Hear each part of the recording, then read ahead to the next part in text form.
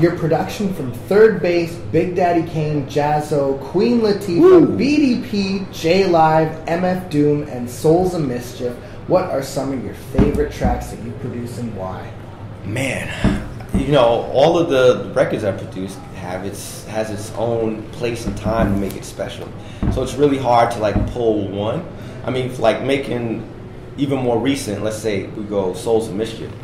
What was so fun about that is, or interesting about that I should say, is we stayed in like some weird house out in the middle of nowhere in the woods with bugs and crap, recording for a month, you know, with a whole bunch of guys. Like it was a throwback for me, and it was a reality check, you know, to just do kamikaze recording on a laptop, on an old, I had a Macintosh Titanium. It was old, it was beat, but it worked.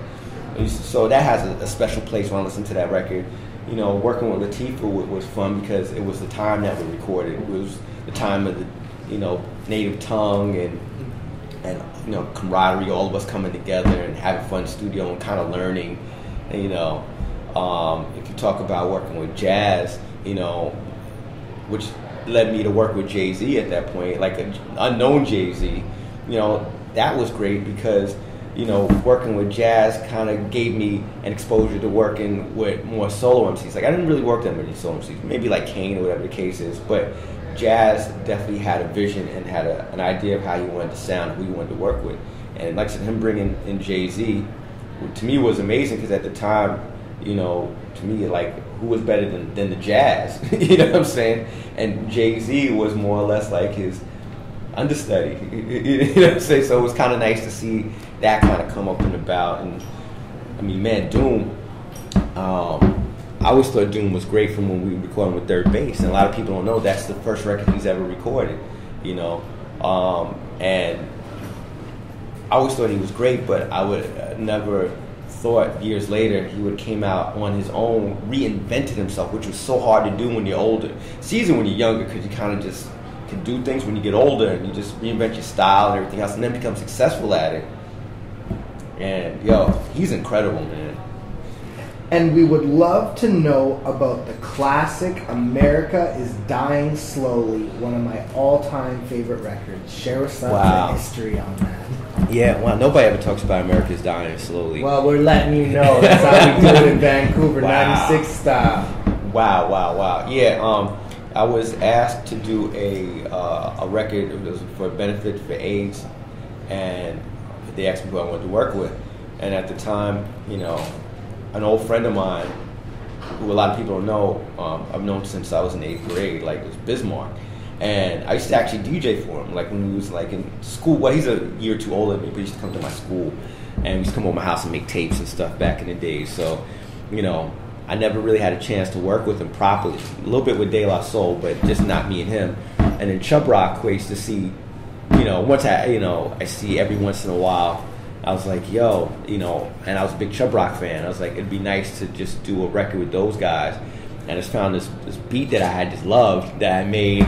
And I gave him, the thing about that, I gave him handheld mics. It wasn't recorded professionally. It was in a professional studio. But my idea to record, I wanted to make it sound as raw as possible. So I got some cheap handheld mics I had at the house. And, you know, I said, hey, do what y'all do. And it was very simple. And I like that song a lot, which is amazing. And like I said, never gets talked about.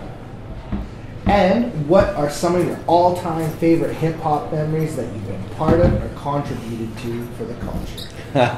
Memories that I've been part of and contributed to the culture. Man, I don't know what I contributed to the culture. I think I contributed. You know what's weird is I talk to like my contemporaries, and they'll point out different things that they say that I have started or I've done for the culture.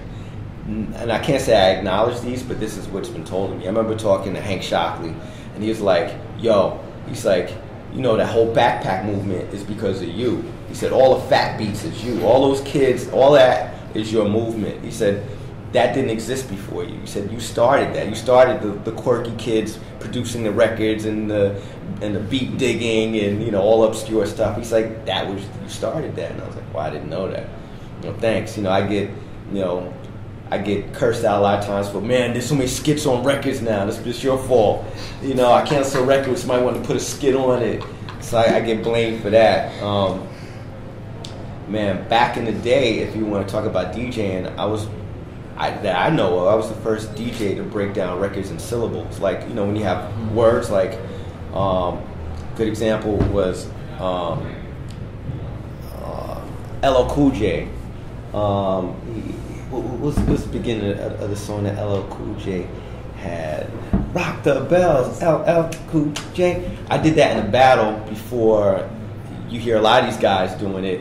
When I was in New Music Seminar battle, and I battled Easy G, who was the world champion, and I beat him to make it to the semifinals, and I used that cut to beat him on Just Say Stet when I was cutting funky.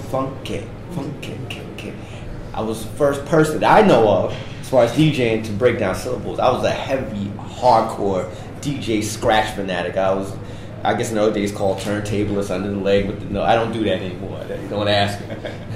But that was my thing back then. So, I mean, you know, there's people tell you different things, you know, but those are the things that come to mind right now.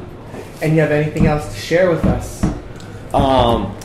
Man, you can know about, check you out. Okay. New projects. The new projects, the thing that I'm excited about now. There's a few things, but the one thing I'm excited about now is a project called Negroes on Ice, which me and my son we've been working on. He's 18 now. He just started college. Man, time flies. He just started college, and I never really noticed his talents before. You know, he's no kid. And, you know, I try to give him benefit of the doubt. And some people, they'll take their kids and they think they're the greatest thing in the world. I try to keep it real. Yeah, he's all right. But I actually took the time to listen to a lot of stuff he's done, and it's really good, production-wise. And he makes stories and all this other stuff, and his friends thinks it's really funny. So I took a listen, and so we sat down, we collaborated, and we made this project called Negroes on Ice, which hopefully it'll premiere later on this year. This year being 2010, it should premiere later, and it's going to be a live performance, more or less. It's going to be an album, and I guarantee you, it's nothing like you've ever heard. And just when you thought everything could be done in hip hop, you know, and I take pride in this. I'm going to give you something you've never heard before. Now.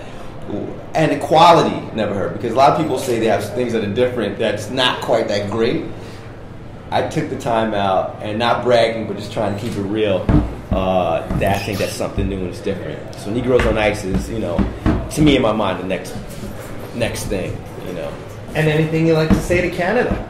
Man, Canada, I love it here. I would say I'm going to move here, but the customs people and immigration might give me a harder time if they ever see this next time I come through. They give me a harder time coming through.